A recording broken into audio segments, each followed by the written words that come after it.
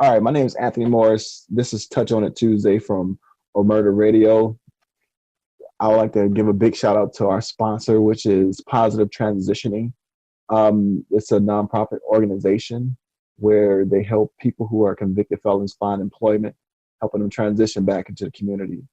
Our goal is to reduce recidivism by aiding convicted felons in finding employment. All right, so now that I got out the way, this is Touch on It Tuesday. And what I do on this radio broadcast is that I touch on hot topics of the day.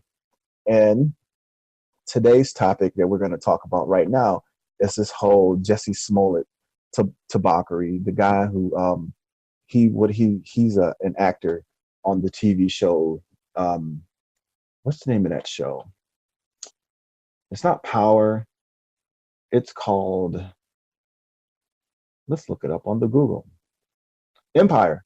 Yeah, the show's called Empire. So apparently Jussie Smollett just fake gay bashed himself.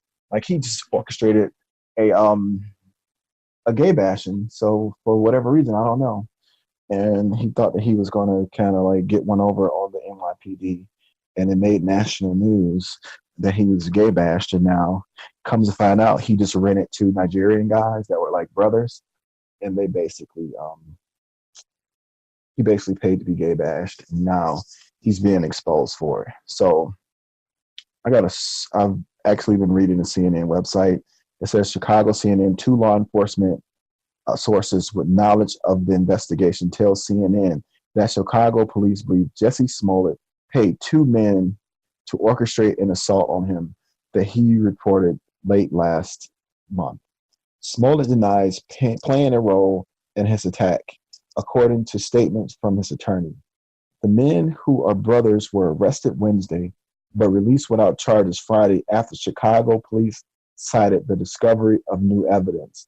The sources told CNN the two men are now cooperating fully with law enforcement. Smollett told authorities he was attacked early January 29 by two men who were yelling out racist and homophobic slurs. He said one attacker put a noose around his neck and poured an unknown chemical substance on him. The sources told CNN there are recordings that show the two brothers purchased the rope found around Smollett's neck at a hardware store in Chicago. So he on that bullshit again. This is problematic because it's taken away from police work. People who are police officers are doing investigations on this fake crime, and it's basically taking their manpower away. But it's also kind of like taken away from that whole movement, the LGBTQ movement. And also it's making black people kind of look bad because, they're actual victims of racism, victims of homophobic crimes. It's enough out there so where you don't have to go out there and orchestrate it.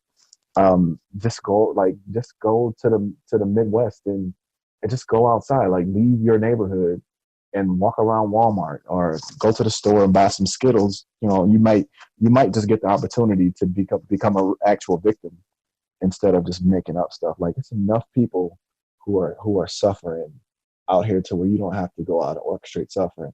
So now it's going to open up the door for the victims to not be heard. That's weird. But I mean, I knew he was lying. I knew he was lying when they said that he ran in his building with the damn noose around his neck still. Because my thinking is maybe I'm a little off. I'm like, why the hell would he keep the noose around his neck? The first thing that I'm gonna do, let's say if I'm an actual victim of I guess I'll have to be an actual victim of racism, of a hate crime against my race, because I don't do penises and all that.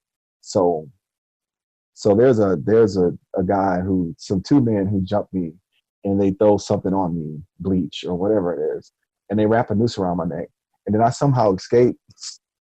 The first thing I'm gonna do, while I'm burning them